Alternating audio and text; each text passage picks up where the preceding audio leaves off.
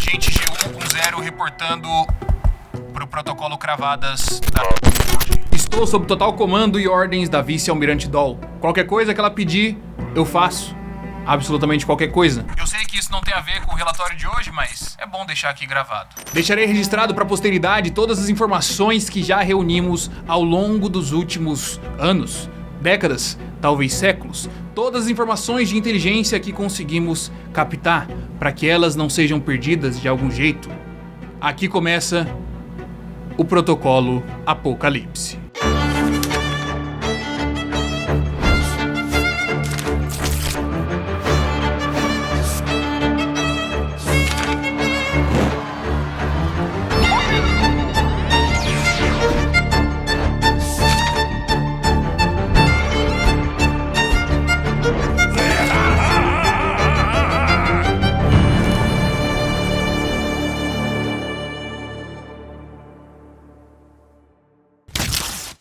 Então quer dizer que o mundo tá afundando? O mundo será submerso pelo oceano? Será que isso é verdade? No fim das contas deve ser porque foi o próprio Vegapunk que disse. Por isso, eu tenho algumas informações aqui.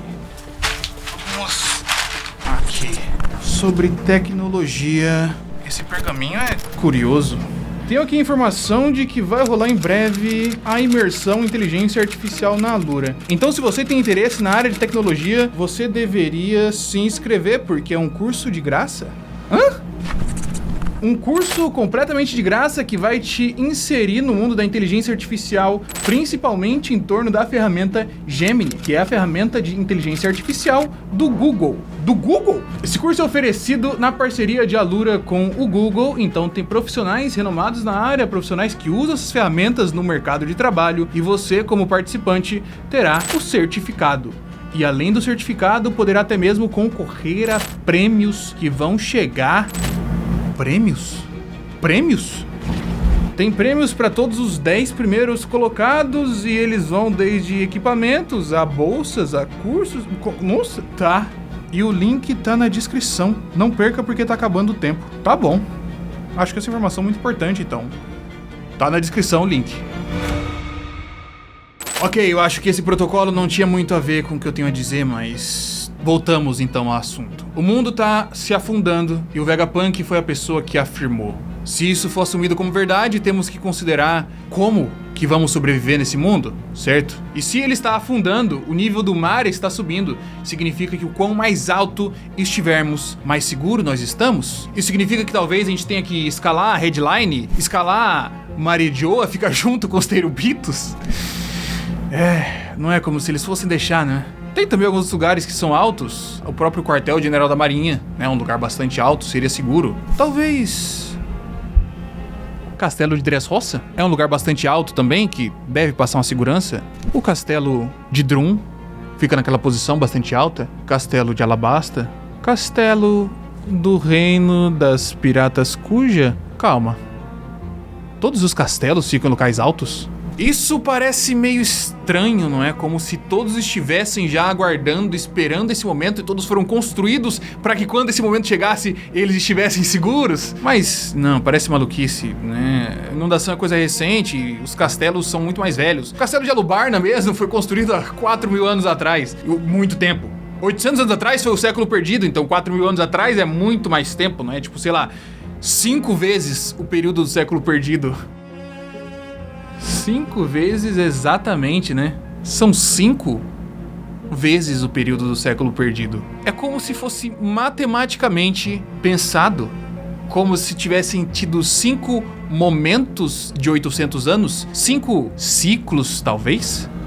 Será que na verdade essa inundação ocorre ciclicamente? De tempo em tempo? A cada 800 anos? Mas assim, se formos considerar que ela ocorre de vez em quando, talvez não seja algo provocado pelo governo mundial que a gente tá aqui lutando pra defender e pela marinha, não é mesmo? Mas como a gente sabe, vice-almirante Doll, sabemos que, né, a gente não luta sempre pra defender as pessoas certas, elas não têm sempre objetivos nobres. Mas a grande questão é, e se por acaso não for controlado por eles? Se essa grande inundação ocorrer de maneira natural, o que poderia causar a inundação? Bom, recentemente a gente teve aquela ilha que foi apagada, que nunca existiu, que a gente captou aquelas informações secretas, a ilha de Lulúzia, que foi destruída, e depois disso, casualmente, tivemos alguns maremotos durante todo o planeta e fez com que o nível do mar aumentasse, certo? Esse já é uma evidência que talvez essas armas de destruição em massa possam fazer isso. Além disso, temos o nível do mar aumentando de tempos em tempos, como por exemplo em Water 7, já vimos ali que as coisas estão mudando naquela região. Mas eu preciso de mais informações concretas e eu tenho uma pista que é bem relevante aqui.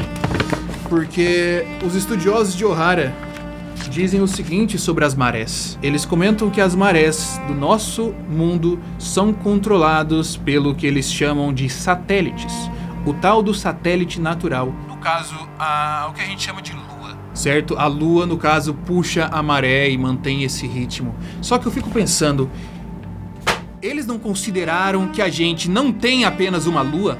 Nosso planeta não tem apenas um satélite natural. A gente já viu em todos os mapas que estudamos durante a academia que eles estão em grupo em torno do nosso planeta. E aí eu te pergunto, o que acontece se por acaso eles ficam alinhados? E sua força de atração está somada de uma vez só? Ou não necessariamente alinhados um em cima do outro, mas e se eles ficam espalhados em torno do planeta, numa posição em que todos estão próximos o suficiente?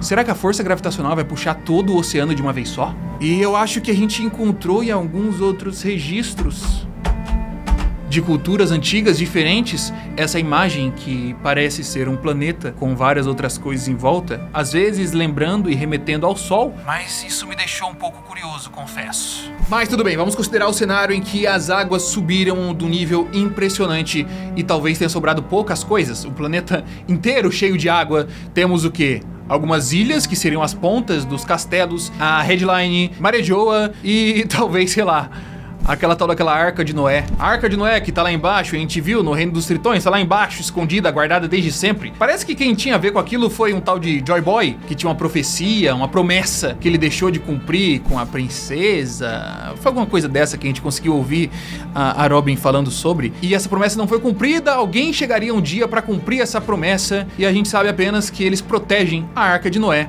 aguardando esse momento chegar, tanto os homens-peixe quanto os próprios reis dos mares. Mas a questão é, todo o planeta é água. Tudo que a gente pode ver é azul ou blue, de repente.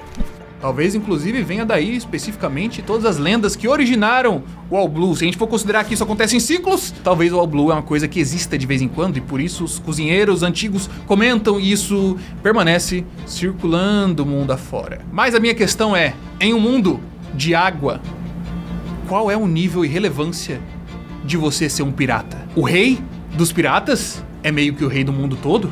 Porque ele pode navegar em qualquer canto, afinal de contas ele já sabe mais ou menos como é esse planeta, ele já enfrentou mares muito mais perigosos, ele tem uma boa tripulação, ele sabe como sobreviver no mundo marítimo. E aí eu fico pensando, será que o Gold Roger, o tal do rei dos piratas antigo, talvez soubesse dessa informação já, quando ele se tornou o rei dos piratas? A gente sabe pouca coisa sobre o que ele fez, mas pelo que a gente viu nos registros de Oden, que a gente conseguiu de alguma maneira, que não faz sentido pra dentro da história que a gente tá sendo contada aqui nesse momento, mas que a gente conseguiu os registros de Oden que diziam que Roger lamentou quando chegou na última ilha. Ele lamentou ter chegado cedo demais. Ele chegou cedo demais pra alguma coisa? A gente sabe que nesse momento ele chegou cedo demais, por exemplo, pra grande inundação. Pro próximo ciclo que ocorreria em breve. Ele sabia que não sobreviveria, afinal de contas, ele estava com sua saúde debilitada e próximo da morte. Então o que ele fez? Nada. O cara se tornou rei dos piratas, o cara conseguiu todo o conhecimento e ele fez nada. Ele foi lá, se entregou pra marinha e isso acabou ocasionando a grande era dos piratas posteriormente, mas ele não fez nada com isso. A não ser que se tornar o rei dos piratas e criar a grande era dos piratas talvez tenha sido o maior trunfo dele. Porque assim, no mundo de água, novamente, pessoas que têm o domínio da vivência marítima conseguem sobreviver. Será que talvez Gold Roger tenha pensado muito? Talvez não tenha sido completamente ocasional que a grande era dos piratas começou? Será que ele se entregou, imaginando que poderia chegar esse momento em que as pessoas se lançariam aos mares para tentar alcançar o seu tesouro, por mais que não alcançassem? Mas no momento que chegasse a grande inundação, elas estariam preparadas? Será que Roger estava preocupado com o bem-estar das pessoas no mundo e por isso fez isso acontecer? Mas ainda tinha outras pessoas que tinham essa informação, não é mesmo? Não foi apenas o Roger que descobriu a verdade, os seus tripulantes também. Quem a gente tem de tripulante? O que eles fizeram? O Crocus. O Crocus estava no começo da Grand Line, ele ajudava alguns piratas que passavam por lá, ensinava como funcionava a grande rota, aqueles mares, deu log post pro Luffy e tudo mais, e construiu uma casa dentro de uma baleia, que é um animal que sobreviveria a uma grande enchente. Acredito eu. O Rayleigh ficou no canto oposto do planeta, ele ficou no ponto final da grande rota, ajudando as pessoas a entrar no novo mundo, fazer com que elas continuassem por aí, tranquilas e tendo a sua jornada de piratas, ao mesmo tempo que ele se especializou em revestimento de barco com bolhas. O revestimento que faz com que o barco consiga navegar debaixo das águas, com que ele consiga resistir a profundidades e talvez a uma inundação. A gente tem o próprio Shanks, que não soube da verdade naquele momento, possivelmente soube das coisas que ocorreram depois, mas ele nunca comeu uma fruta e nem mesmo ninguém da sua tripulação, até onde a gente sabe.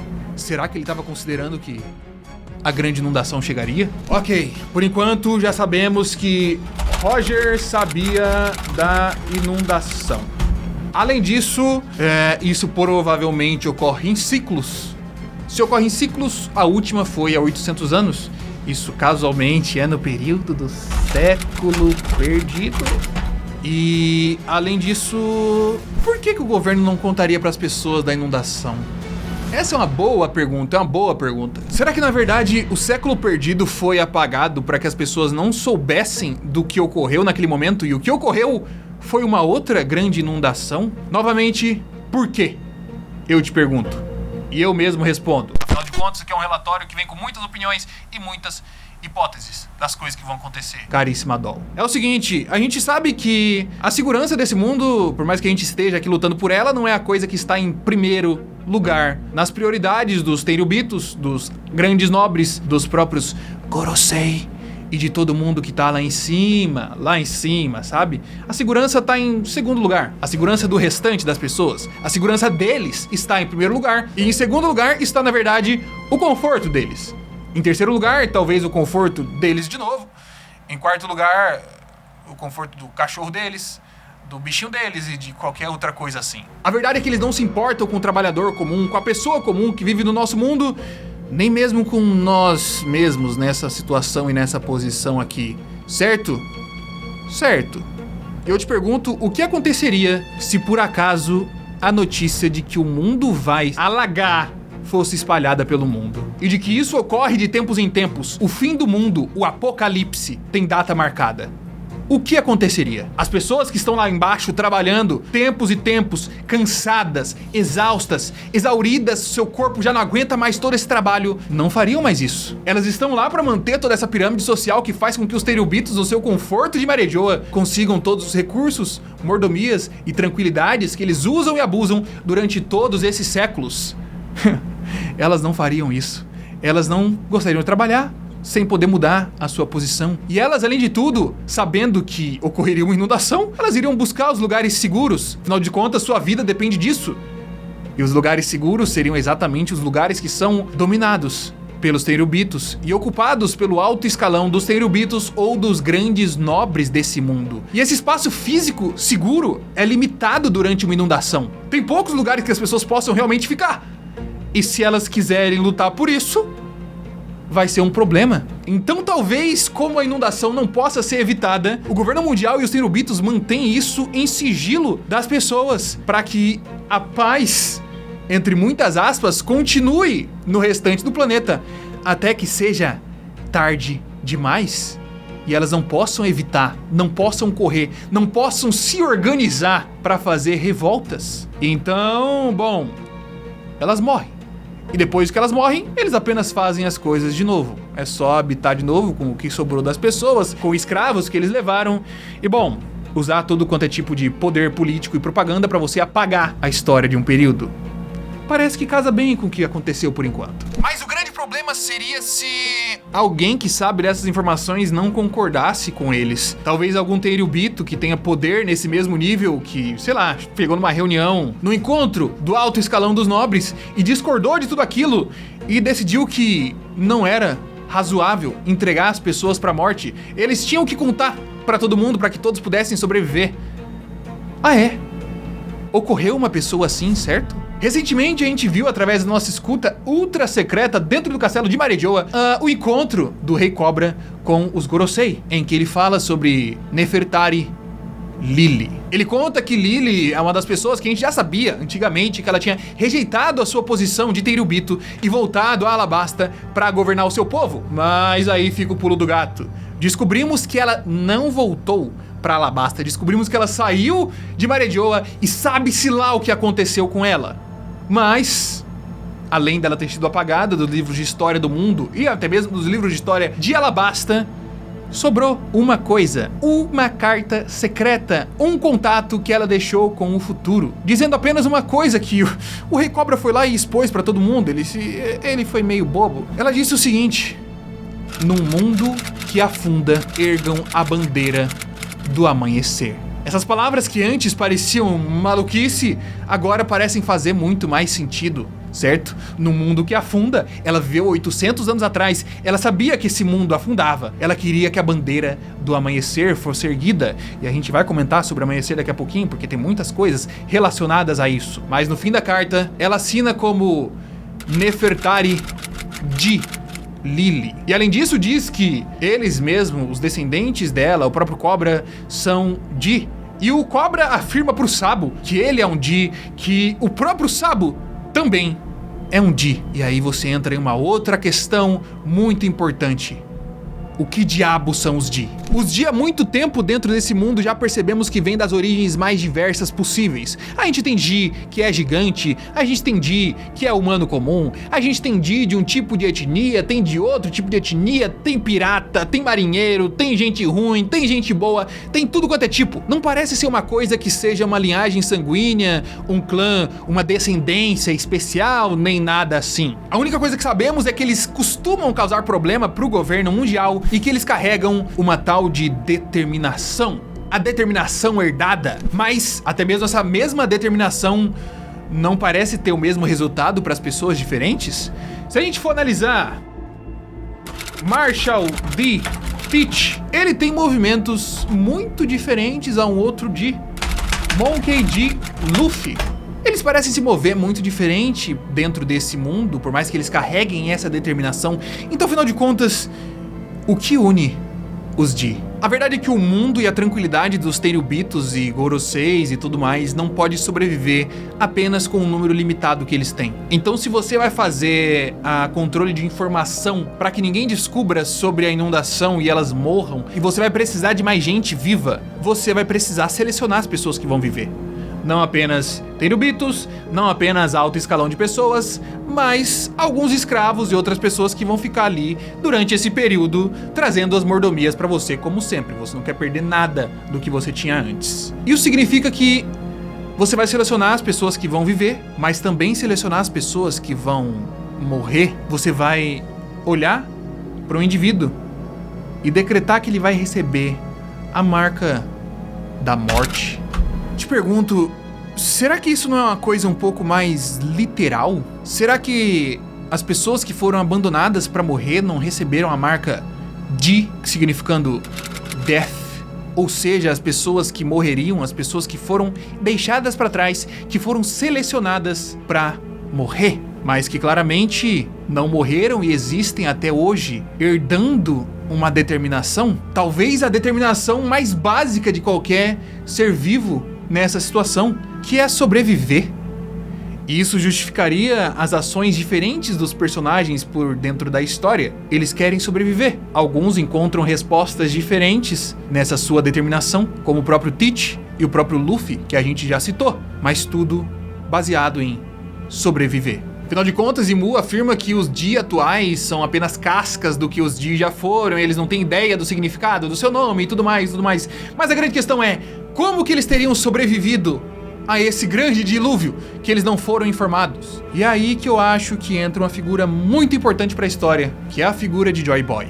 Joy Boy teria, por exemplo, descoberto sobre o que vai ocorrer, ou até mesmo alguém contou pra ele. Pode ser que Lily contou pra ele quando saiu da reunião dos Gorosei, desesperada, contou pra ele. Ele tentou contar pra outras pessoas, mas as pessoas nem mesmo acreditaram. Inclusive, eu acho que se ele fosse um mentiroso até aí, seria bem interessante. As pessoas não acreditaram, porque, afinal de contas, é um carinha qualquer me contando as coisas contra, né, a informação que o mundo inteiro pode me passar. E ninguém disse que vai ter uma grande inundação. Então elas preferiram não acreditar. Tirando algumas pessoas, talvez, em toda a jornada de Joy Boy. A gente viu nos brinquedos, nas bonecas que o Kozuki Sukiyaki fez e guardou no subterrâneo de Wano, naquelas partes secretas, nas câmaras secretas dele, junto com as informações de Pluton. A gente viu que ele tinha feito algumas bonecas que tinham características físicas dos Minks, características físicas do povo de Jaya, de Wano e até mesmo de Alabasta. Talvez esses tenham sido os povos aliados a Joy Boy, que acreditaram nas palavras dele e, bom,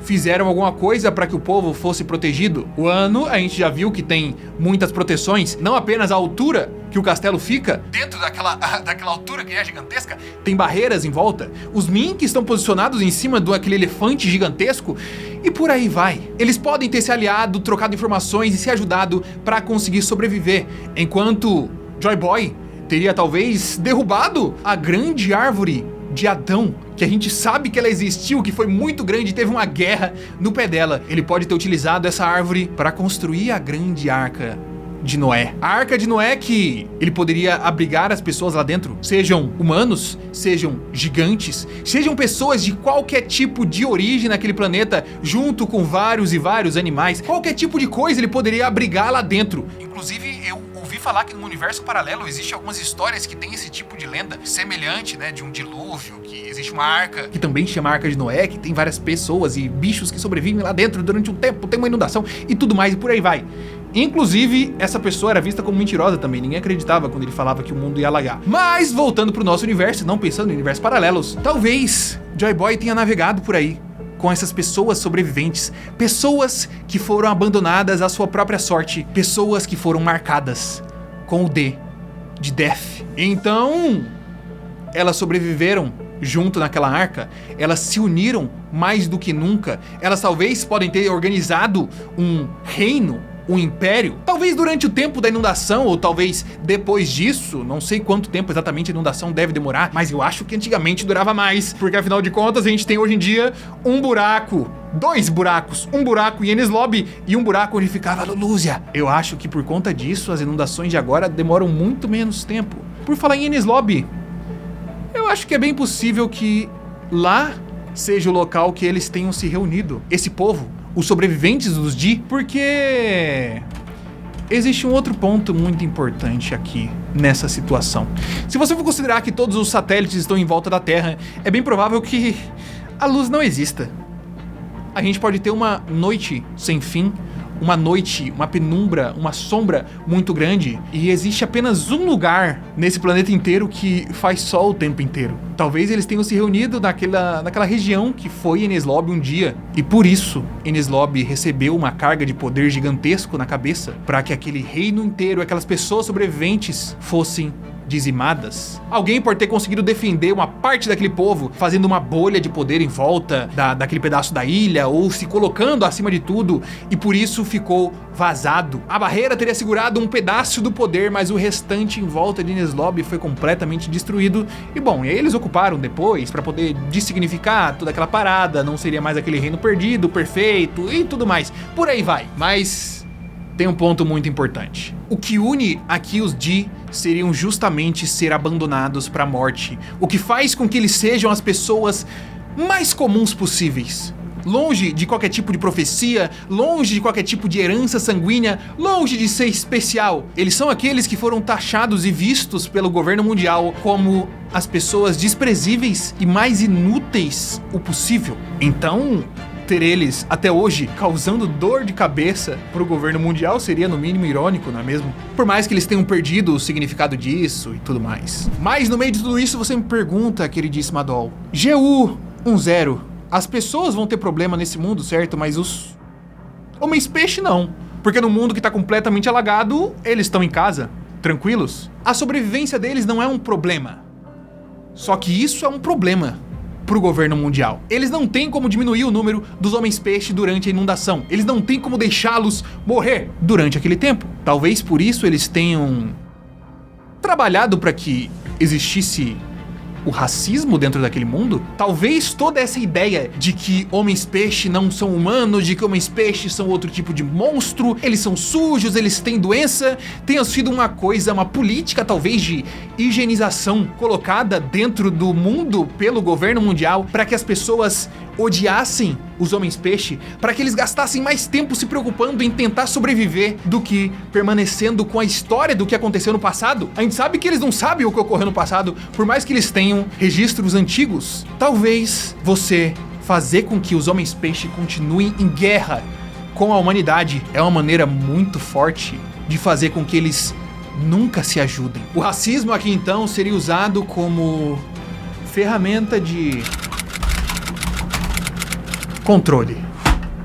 Ok, mas Marshall D. Teach, o Barba Negra, Yonkou, onde que ele entra em toda essa história? Nesse momento sabemos que possivelmente a determinação dele é apenas ficar sobrevivendo e não necessariamente todos os D que sobreviveram concordavam em como fazer isso.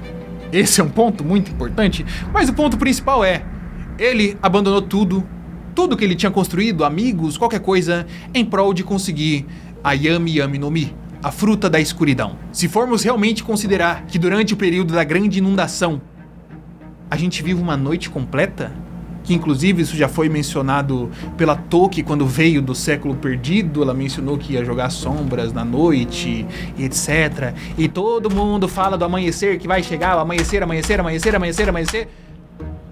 Ok, perdi um pouco a linha. Mas a questão é, em um mundo sem amanhecer, um mundo tomado pela escuridão, tomado pelas sombras, tomado pelas trevas, a fruta da escuridão não seria mais forte nesse momento? Ela não estaria no ápice de seu poder? Ela não seria a fruta mais poderosa de todas, com um poder inigualável? Ainda mais considerando que, possivelmente, as pessoas estarão mortas e o próprio governo mundial não vai ter todas as suas forças de segurança. Teach, com seu instinto, com sua determinação de sobreviver, talvez acredite que não dá pra simplesmente deixar a marinha controlar esse tipo de coisa. E a resposta que ele pode ter encontrado no meio de tudo isso é que ele tinha que governar. Para que isso não acontecesse de novo com outras pessoas, para que isso não acontecesse jamais com ele mesmo, ele teria que, por si próprio, pegar o controle do mundo todo.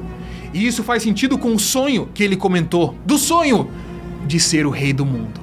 Mas agora, nessa situação, a gente já tá num período muito complicado. O que vai acontecer daqui pra frente? Quais que são minhas orientações, caríssima Doll? Minhas orientações seria: proteja-se.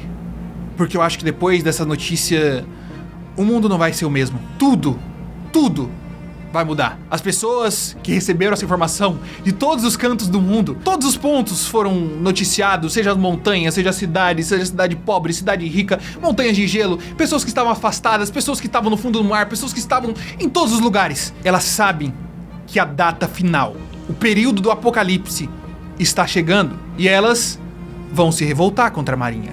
Elas vão se revoltar contra o governo mundial. Elas vão saber que precisam lutar pela sobrevivência mais uma vez. E o que a Marinha vai fazer para evitar uma revolta? Para evitar uma revolução? Talvez intensificar o que ela já fez durante todo esse tempo? Suprimir as revoltas. E dessa vez elas têm um poder inimaginável em mãos. O poder místico, impressionante, que destruiu Lulúzia, pode ser usado mais vezes agora, principalmente em torno de ilhas que podem ser consideradas bases dos revolucionários ou base de qualquer tipo de revolução. Seria 2 coelhos com uma cajadada só. Você destrói o que pode ser uma base do seu exército inimigo organizado e você consegue acelerar o processo da inundação. Afinal de contas, as pessoas que importam para eles já estão protegidas. Então, se você adianta esse processo da inundação, quem não importa e quem te odeia, quem está lutando contra você, vai morrer. Então é bem possível que a Marinha e o governo mundial, a partir de agora, usem de força bruta para destruir muitos povos. para destruir muitas ilhas, para ocasionar vários eventos catastróficos como Lulúzia. E, consequentemente, o planeta fisicamente entraria em colapso. Isso aceleraria bastante o ritmo da inundação. E com isso eu temo dizer que tempos sombrios vão chegar. Talvez até mesmo antes do sol ser ocultado por completo, talvez até mesmo antes da inundação chegar, talvez até mesmo antes, não haja mais esperança. Tudo seja apenas trevas e escuridão. Precisaria de alguém que quebrasse todo esse ritmo. Alguém que desde sempre fizesse amigos pelo mar todo. Alguém que conseguisse unir o povo em prol de algum objetivo maior. Alguém que tivesse ajudado as pessoas, não importa qual tipo de classe social eles fossem, qual tipo de etnia eles fossem. Alguém que tivesse feito amigos, seja da mais ralé possível daquele planeta, a até mesmo os grandes imperadores de cada local. Tivesse mexido com o coração desses líderes, desses reis, desses absolutistas, para que eles fossem cada vez mais tomados pela compaixão, que compartilhassem desse seu sentimento de ajudar o próximo. Talvez se tivesse alguém que está há algum tempo nesse mar, conectando esses povos ilha após ilha, fazendo as pessoas não apenas compartilharem dos seus ideais, mas segui-los e admirá-los ao decorrer de suas vidas. Alguém que tivesse mudado o coração dessas pessoas. Esse alguém, eu acho que poderia mudar o mundo, utilizando-se e aumentando o conceito de sua determinação herdada, o seu sentimento de sobreviver, que posteriormente pode se tornar o de viver. E com essa força ele poderia ajudar as pessoas a sobreviver nesse dilúvio, lutar contra as forças do governo mundial, da marinha, dos nobres, talvez até mesmo extinguir esse sistema depois, para alcançar um mundo que fosse mais justo, um mundo mais honesto, um mundo mais pacífico. Essa pessoa seria como um sol triunfando em meio à escuridão. Talvez ela seria a pessoa que Roger estava esperando, a pessoa que não apenas ele estava esperando, mas todo mundo desde períodos ancestrais. Aquele que une passado e presente e nos guia para um futuro brilhante. Eu acredito que esse sim, seria o verdadeiro amanhecer.